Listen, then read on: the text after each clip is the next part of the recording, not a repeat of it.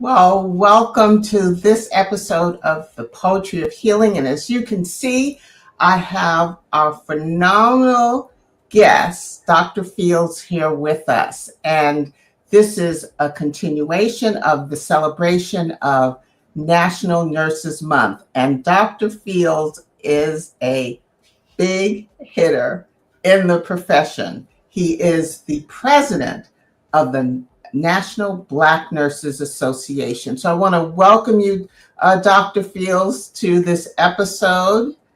Yes. Thank you, Dr. Van. I'm so excited that we have figured out how to get me here, and I'm looking forward to our discussion today. I'm excited. And our viewers know that before we get started with our dynamic and inspiring discussion this morning, we do a centering. And this morning, I have a centering to kind of focus us to get into the moment, to embrace this time as a special time for us. And this morning, I'm going to do a centering that I did a few months ago, and it's about checking in with our senses. And so here we go. And of course, it's an invitation. If you just want to lower your gaze and close your eyes, and I'm going to guide you through this 1 minute centering exercise. And so let's begin. We always take a cleansing breath. Breathe in deeply through your nose and then out. And as you breathe out, just try to say relax. Relax every muscle in your beautiful body. And one more time, let's take another deep breath in through the nose. Deep, deep breath, the deepest breath you've taken today. And then out through your mouth like you're blowing out a candle. And so with your gaze lowered or your eyes closed, the first sense we're going to focus on is sight. And so as you gently open your eyes, I'd like you to look around and notice 5 things that you can see. So it may be a color of an object near you. You may have a beautiful pattern on your wall. I have a nice cold glass of water in front of me. I have my Post-it notes to the right of me. I have a beautiful, beautiful vase of pink roses to the left of me. So I'd like you to just identify, look around and identify 5 things you can see. Just embrace that. Now we're going to go to hearing. And it may help for you to close your eyes or lower your gaze again, or you can leave them open. I'd like you to listen to or listen for 4 things that you can hear. Okay? It might be the hum of your computer. I have an air freshener that I can hear humming. I can hear the little buzz of the lights that are around me. So what can you hear? Either inside the space you're in or outside the space you're in. Next, we're going to focus on touch. So I'd like you to identify 3 things that you can touch and touch them. 3 things. So you may feel your hands resting on your lap or the surface where you are. I'm feeling the texture of my desk. You can feel the clothing against your skin.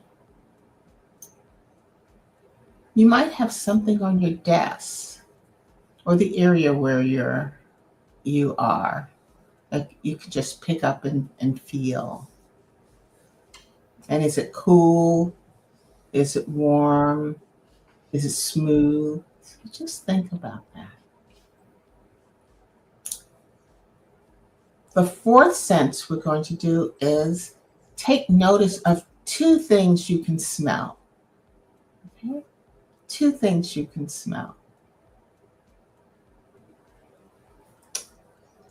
You might have just cooked breakfast. I love the smell of bacon. I didn't cook bacon this morning, but I'm going to think about smelling it. I can smell the flowers that are nearby me. So what can you notice? Two things you can smell. You may have your favorite fragrance on. Lastly, I'd like you to become aware of one thing you can taste. So you may not have something around you right now, but think of the last thing you ate or drank. I'm thinking of, I just drank some water before signing on. I have it right here. Okay. All right. And as we bring this to a close, I just ask that you take a nice deep breath in again, and then blow out anything that's not serving you well. So it might be, you may be tense in your shoulders. So just roll them back and exhale. Okay. Roll them forward. Okay. So thank you for participating. And I know that you are here to hear from Dr. Fields. And Dr. Fields, I hope that has been calming for you, even though I know you're not nervous, but it just brings us into the, into the space. So would you please tell our viewers a little bit about yourself, if you want to add something personal, but you are you've hit so many home runs in the profession of nursing, and also just in healthcare in general. And I found, this is so wonderful when I have guests, that we have a connection. So you were born in Brooklyn. I immigrated to Brooklyn with my family when we came here and spent about 10 years there. So it's a favorite place of mine. And then we both did a postdoc at UCSF. So we are connected. And of course, we're both members of the Black Nurses Association. I have my pin on. Where is it? Right here. My 50-year pin right here. Yes. So, Dr. Fields, please. Absolutely. Well, I didn't realize we had all those connections. I think that's great. But as you did say, I was born and raised in Brooklyn, New York, born to a Puerto Rican father and an African-American mother. So grew up in a very multicultural sort of way in, what is, one of the largest, cities in the world, and grew up around my aunt, who was a nurse, who was really my inspiration into why I also became a nurse. She taught me how to help take care of my grandmother when I was very young. So, I often get that question about not only where I came from, but, how did I sort of find my way into this profession? And it was really about that early exposure in my family. My aunt passed away a couple of years ago. Her name was Lorraine.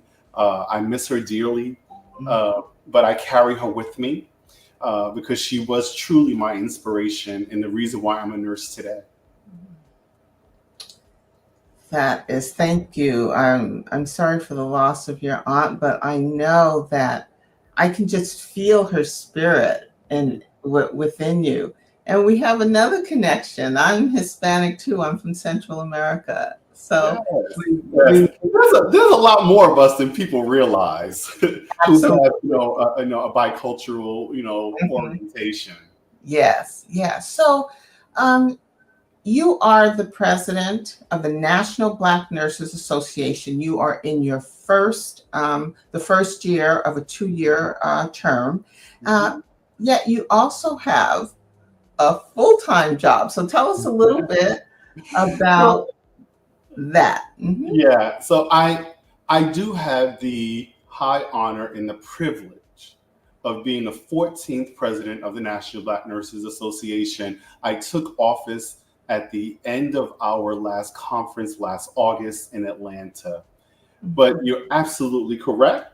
I added being NBNA president to what is my day job, in which I am the inaugural Associate Dean for Equity and Inclusion in the Ross and Carol Neese College of Nursing at Penn State University, a position that I assumed in October of 2020 at the very height of the pandemic. And it was just a fabulous opportunity to come help this institution at the time when we were all dealing with the worldwide COVID pandemic, as well as the racial reckoning post everything that was going on post the George Floyd incident.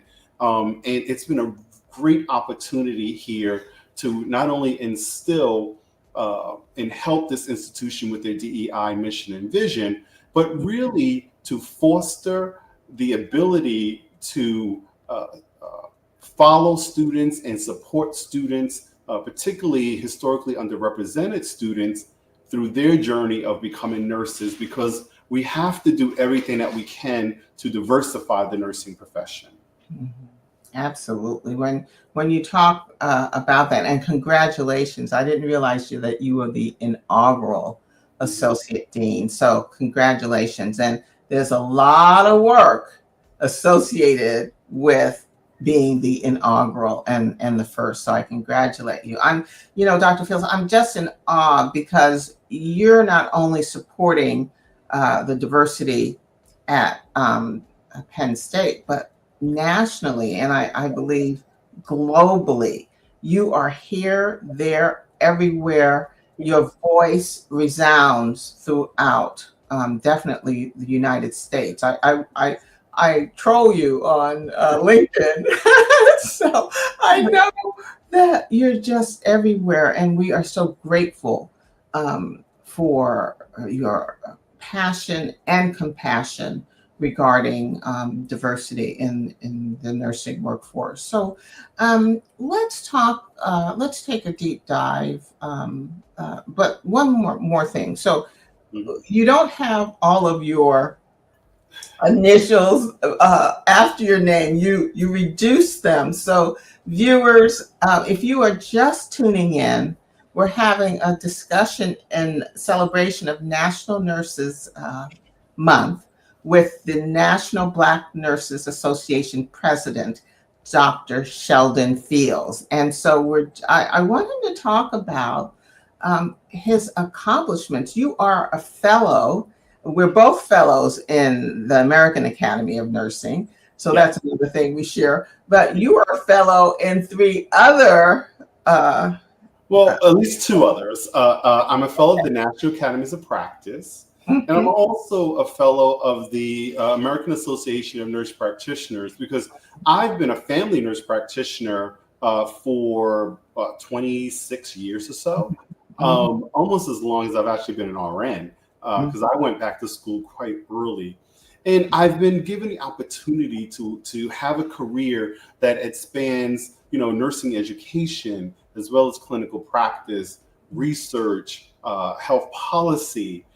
As a former Robert Wood Johnson Health Policy Fellow, I'm a nurse entrepreneur. I own my own business. I consider myself to be an advocate, particularly in health inequities. And of course, that is the beauty of our nursing profession. You can do multiple things, and several of these things can be true all at the same time. And certain things, emerge. Currently, I'm really focused on my career in academic administration, which is hence my associate dean role. Okay, all right. So we have this foundation of your practice, your advocacy, your education. Now I'd like to focus on the National Black Nurses Association. Yeah. And so I read that there are about 280,000 Black nurses working in the United States. It's around that. But tell us, of those 280,000, how many are members of the Black So, Nurses so Association? it's actually a lot closer. It might be well over 300,000. Those numbers are dynamic and they continue to change. Mhm. However, Black nurses are only about 8% of all nurses. So we do not mirror the percentage that we are in society. And Mhm. that's part of the problem. You know, my mantra is every nurse is an NBNA nurse. They just don't know it yet.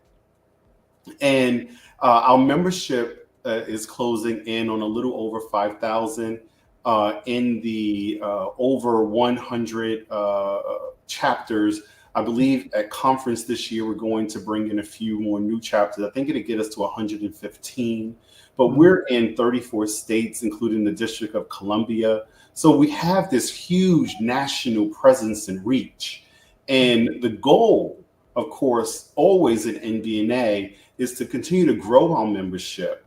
And I'm always very clear, Dr. Van, that everyone is welcome in NBNA. And I often get the question wherever I go, Dr. Fields, do I have to be Black to be a member of the National Black Nurses Association? My answer is always the same. No, you do not. But what you do need to be able to do is to understand, uh, buy into, and support our mission and vision for NBNA. If you can do that, you are most welcome in NBNA, irregardless of how you personally identify on any trait.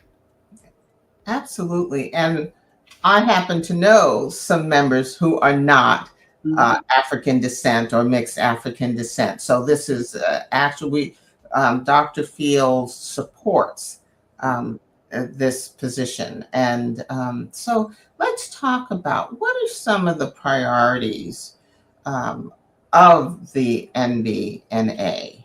So, one, going way back to our founding in 1971 by a phenomenal, brave group of women whom I stand on their shoulders. I'm so incredibly thankful that they had the insight to start NBNA. Oh, there they go. Absolutely. And Dr. Betty Smith Williams, who you see right there in the front row, is the person who called for the vote to form the National Black Nurses Association. She is well into her 90s. She is still with us. We are so fortunate that she is. She comes to conference every year. I look forward to seeing her this year when we get to our conference in July out in San Francisco. But NBNA has a very long history of standing up programs to not only support those nurses who identify as Black or from the African diaspora, but also we organize nationally, we act locally. Through those chapters, we're able to implement programming that really makes a difference in all of the communities in which we find ourselves. And that's the important piece. That's the connection. That's what makes us so unique as an association. Because, the programming that they might need and that they're doing in places where we have chapters in some of our southern states down in Florida and Texas, Alabama, is a little different than what the chapters are doing out in California, up in New York and New England. But everybody brings their authentic sense of their community and their needs. However, we also stand up some national programs and some focus. So I have brought with my presidency 4 particular initiatives that I thought was very important and that the membership has gotten on board and also thinks is rather important. One of which is in the background that you see here. All of us know that there is a Black maternal health crisis in our country with brown and Black women dying at 3 times to 5 times the rate of white women in normal pregnancy. So I intentionally stood up the Black Maternal Health Task Force within NBNA. It's being led by Dr. Lucinda Canty and Dr. Camilla Barnes, which I'm eternally grateful that our colleagues came to take on that task. We have also stood up an oral health task force, which is being led by another one of my colleagues down from Florida, Dr. Audrey Miller. And we don't do enough about oral health. And the other thing that we did was we stood up a task force on military health. And Dr. Amber, Tiffany Amber, is leading that goal for us. And, we need to do more for our nurses that are veterans, that are connected to the military, and because they have some very specific needs as well. And the last thing that we recently just did, and we're so excited about this, is with the advent of artificial intelligence, we realized that we needed to stand up an health equity task force that's focused on everything that's going on with artificial intelligence. And Dr. Sherry Wilson has taken on being chair of that task force. Now, this is in addition to all of the other things that we do around violence and mental health, what we're doing in fostering, trying to prime the pipeline to diversify the profession. And the immediate past president of NBNA, Dr. Martha Dawson, brought and she stood up the Mini Nurse Academy. It was her brainchild, and she really has been leading this charge. And it's about how do we educate children in primary school, 3rd, 4th graders, about what nursing is. Because if you think about it, by the time folks get into even junior high school, no one, if they're not been exposed, thinks about becoming a nurse, particularly those young brown and Black kids. You go into that 3rd and 4th grade class and you ask them, what do you want to be when you grow up? They're like, oh, I want to be a doctor or a fireman. No 3rd grader goes, I want to be a nurse. So we also do things like that. And this is a program that we're doing administered through the chapters that we're also continuing to do. So, and then, as I always say to people, if you have a great idea and you're passionate, bring that idea and your passion to NBNA. Let's figure out how to work together, because ultimately it is about how do we decrease the health inequities in our country, increase the number of Black nurses, support them, and really strive towards this issue of health equity. Wow. So let's just take a deep breath and take all that in. And remember, Dr. Fields he's still in his first year of his 2-year term, but he has mobilized, and that's a gift he has. He mobilizes and inspires the members to do these innovative, creative, and necessary initiatives that we need. NBNA also in the local chapters offers scholarships for students, mentoring into the profession. So there's so many things. I'm a member of the Bay Area Black Nurses Association, and Dr. Cynthia Stacy is the president. And we're on a what do you call that? Social media, like WhatsApp, and there's always opportunities for volunteering in schools and health fairs in the community. So, and mentoring. We have a mentoring program. So, that's actually one of the things that we're really proud of. Again, remember I mentioned we support Black nurses.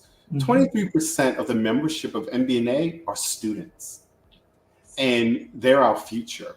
So we are very active in how do we intentionally find scholarship resources for these students to continue their education.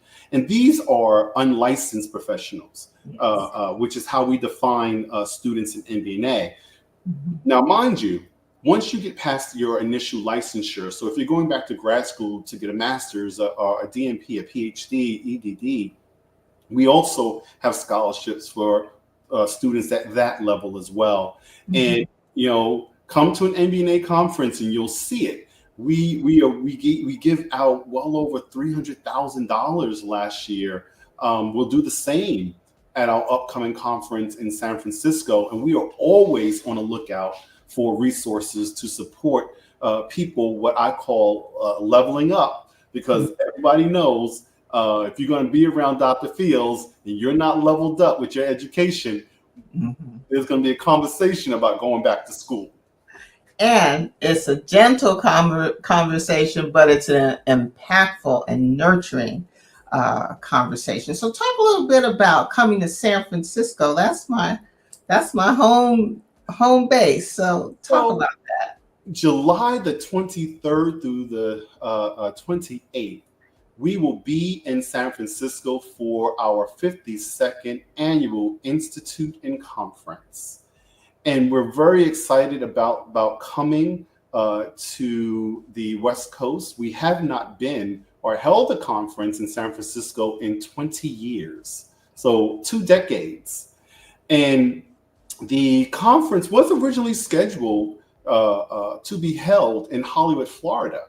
And it was a conference that we had to postpone because it was originally scheduled for during the COVID year. And what happened was we could never have anticipated that by the time we got to 2024, the state of affairs in Florida would be such that we needed to consider moving our conference. With all of the anti-DEI, anti-Black history, and the NAACP's ban on travel for Black and African people to the state of Florida, we did a member survey. 87% of our members supported in us to move the conference out of the state of Florida, out of an overall preponderance of their safety, because people were afraid to come, and they told us they were not going to come, and they didn't want to support having a Black identified organization such as ours potentially be vulnerable to any type of mishap that might have occurred in Florida. So, owing to the will of the membership, the NBNA Board of Directors voted to relocate our conference from Florida to California to San Francisco. So we had to pivot.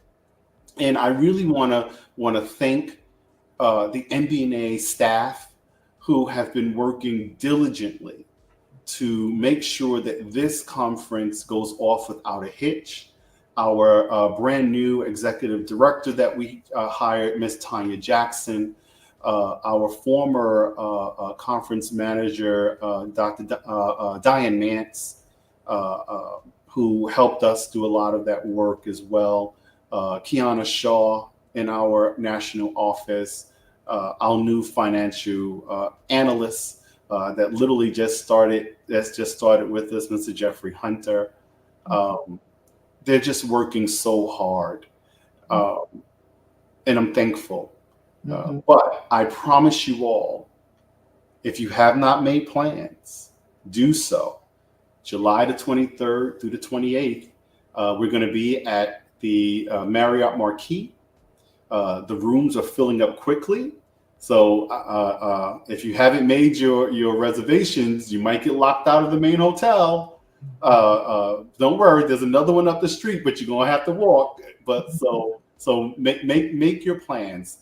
And we're so excited about what we're doing this year with our conference theme of really looking at how do we do improve health equity across the lifespan. And we're going to have a very intentional entrepreneurial focus on the conference this year as well. We have some really great announcements coming for Nurses Week about what we're going to do at conference.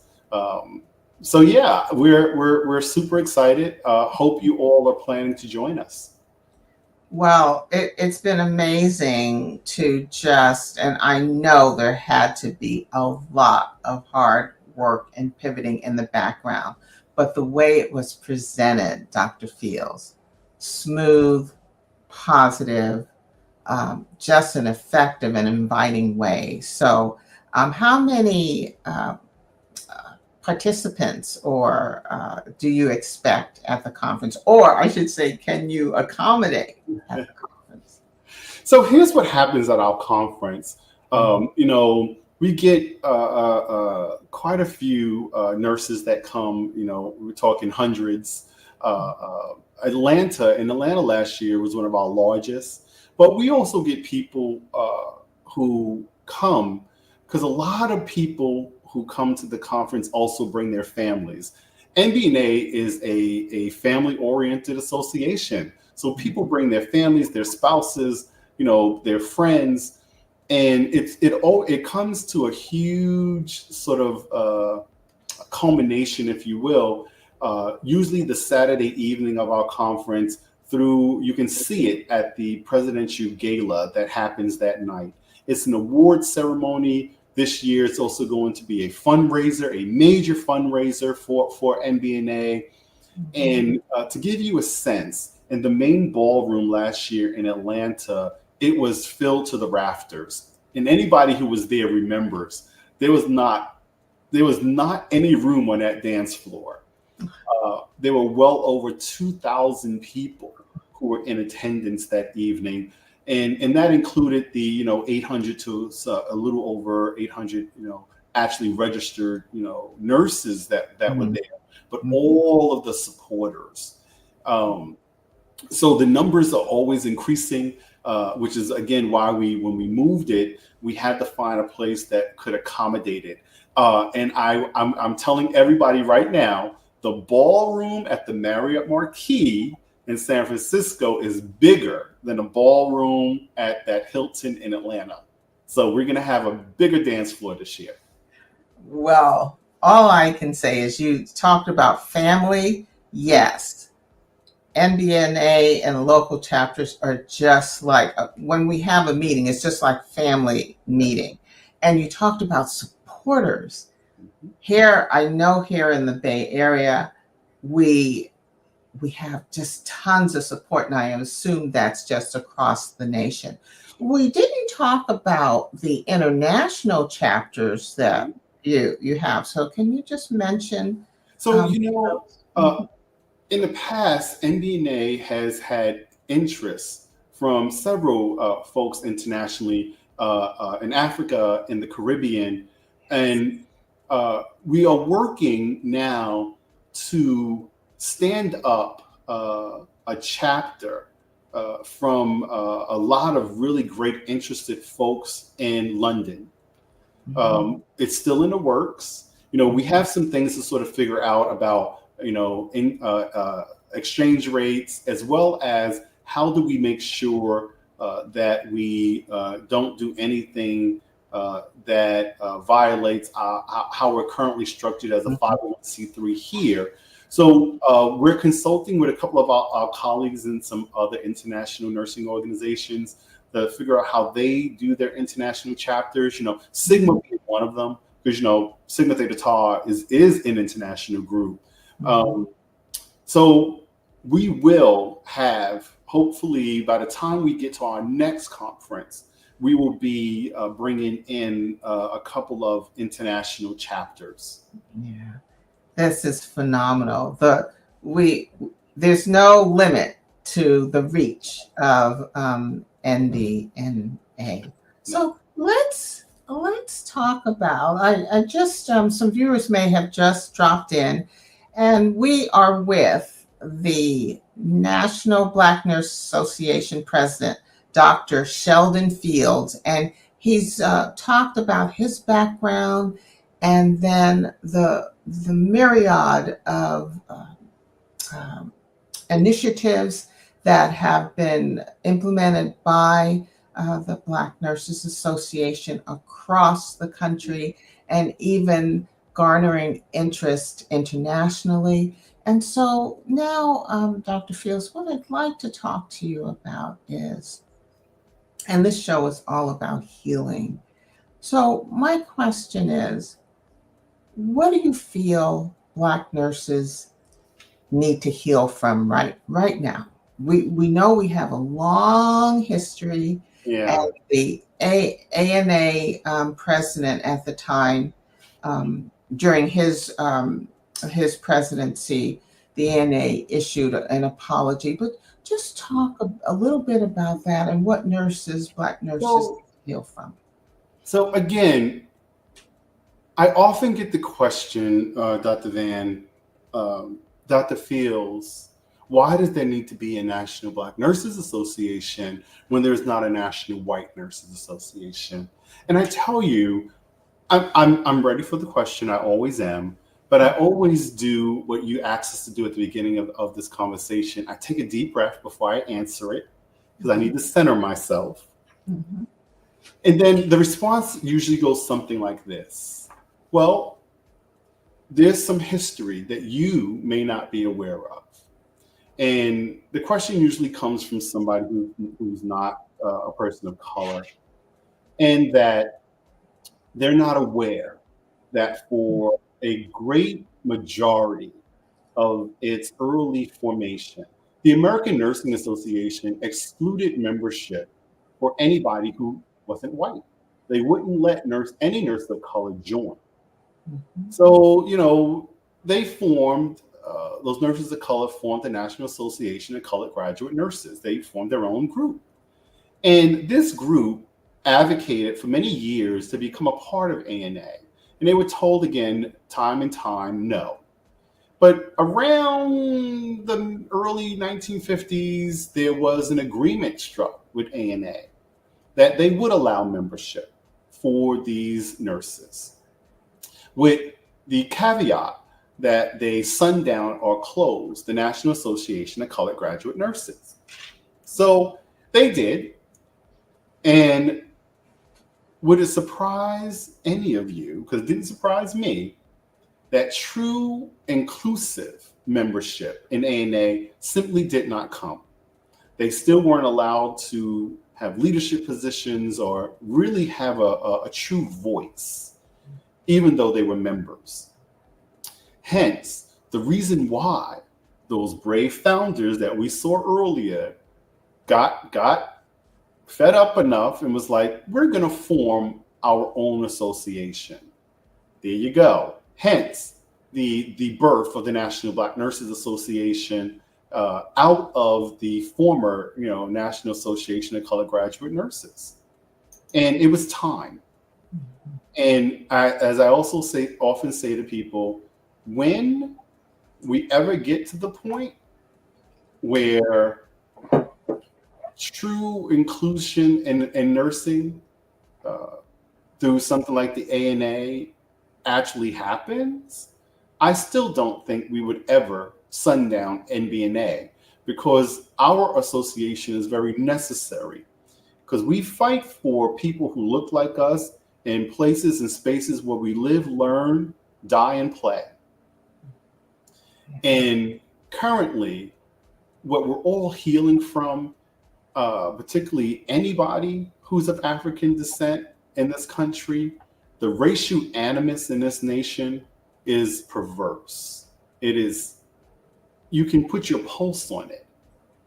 All of the anti-DEI, anti-Black history, and then as nurses, we go into the settings in which we practice, and we don't get to choose our patients. And we treat everybody with the same level of compassion and humanity, as we should, but we bring all of that with us. And sometimes we encounter people who doubt our competence because we are people of color, don't believe that we are qualified, licensed healthcare professionals, and they reject our care. That's hurtful. I often say I fell in love with a profession that has not always loved me back. And as a Black Latino male in the profession, because at 80% white and 87% female, the nursing profession is not racially, ethnically, nor gender diverse. And it does not mirror the society in which we live. And nursing has a moral and ethical obligation to serve everyone in our society. So, I can't put away my blackness or my maleness when I go and I step into any role as a professional nurse. I bring all of that with me. And sometimes people see that as a threat, and they don't see me as the competent, highly accomplished nursing professional that I am.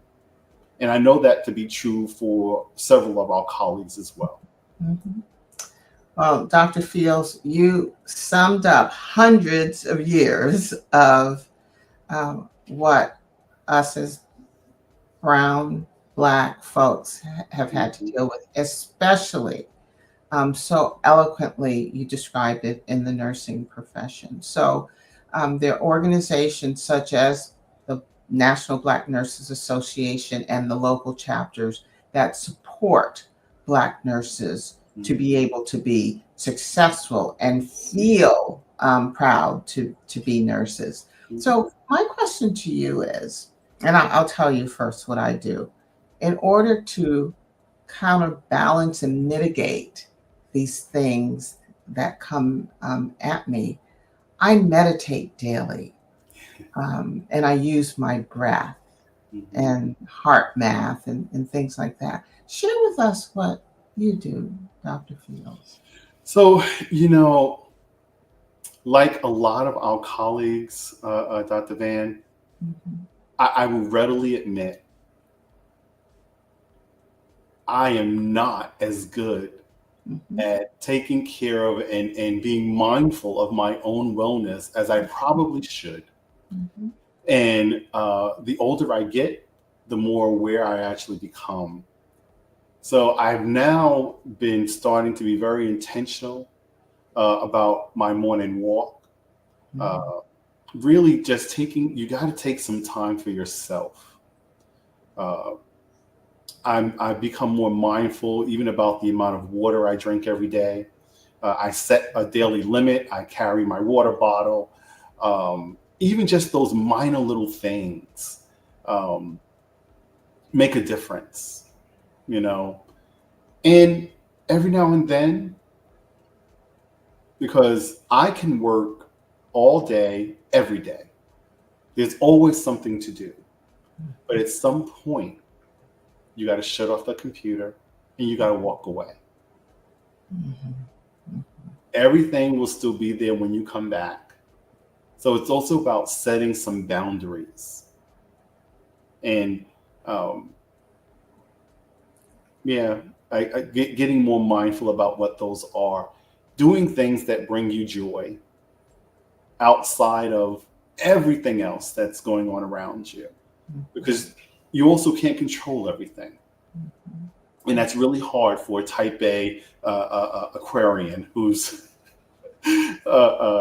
very driven and focused and passionate about, the things that I believe that I have been put on this earth to do. And you know the saying, Dr. Van, to whom much is given, much is expected. Absolutely.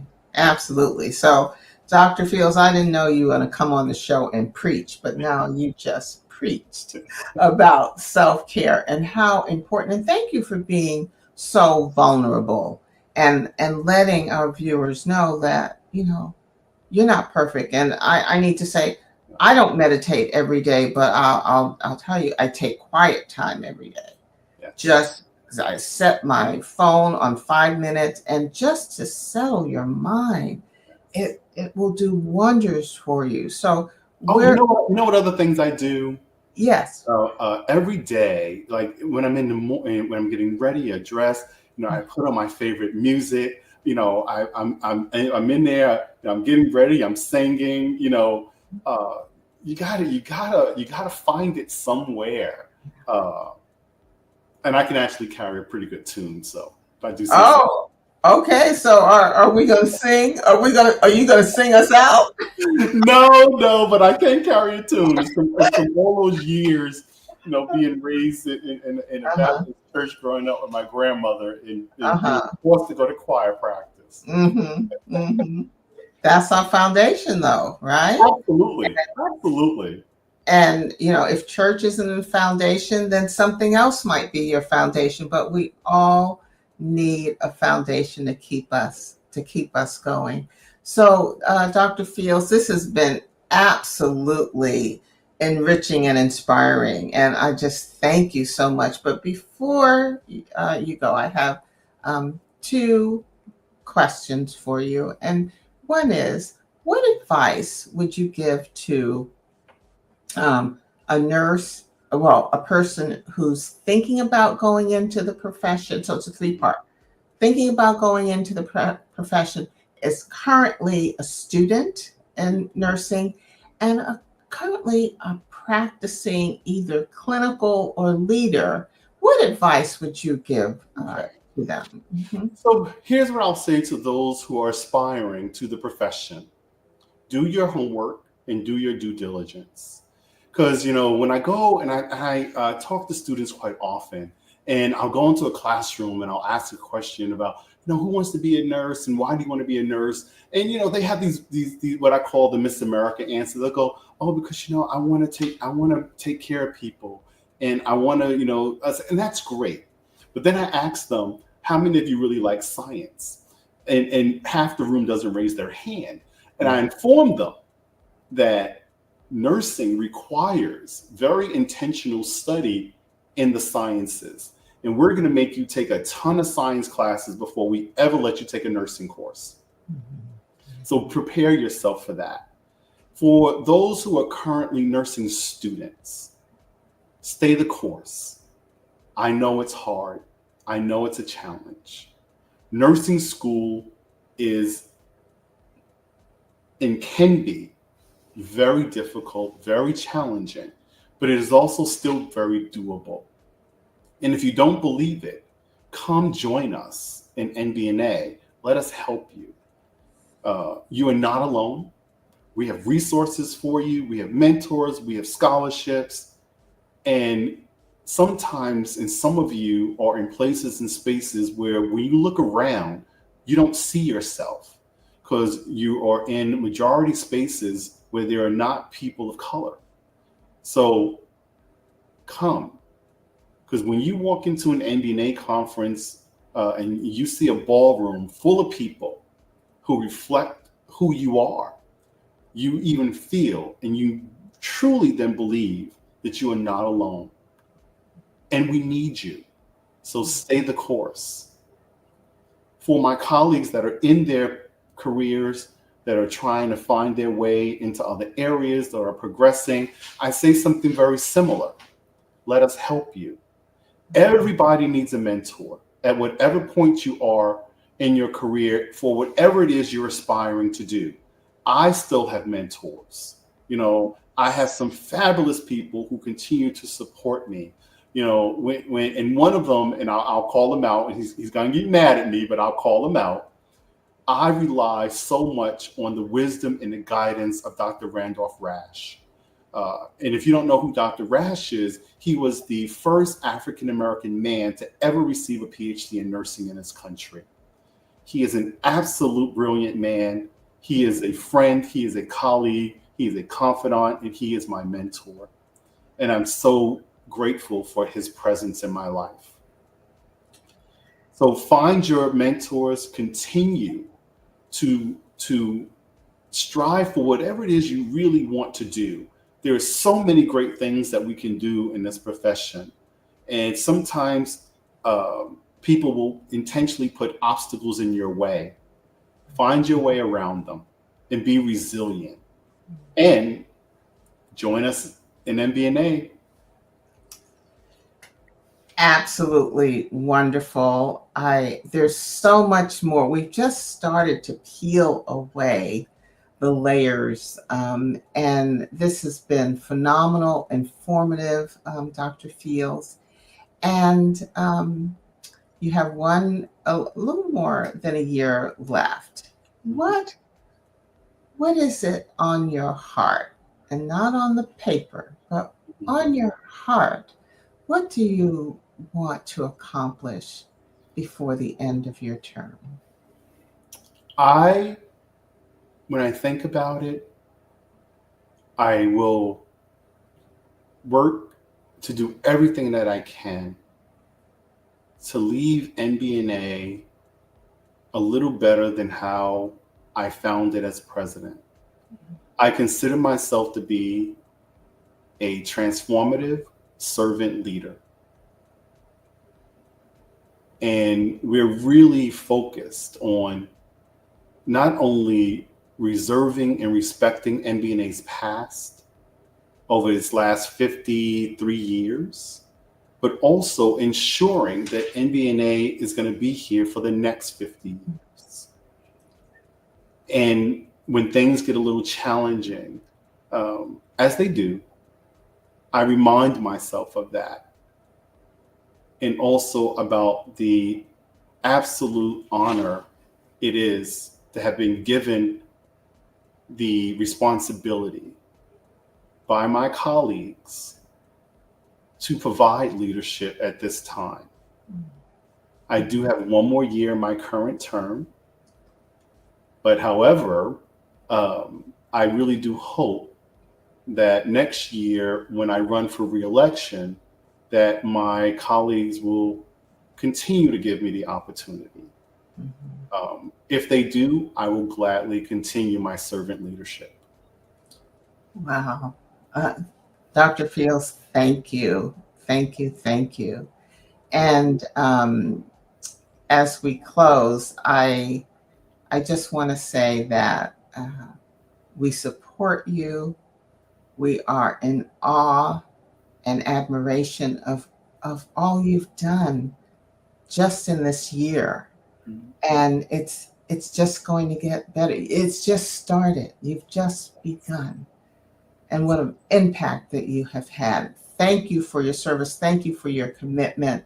Thank you for you being a transformative leader and servant. Yeah. It's my absolute pleasure. And thank you for the opportunity.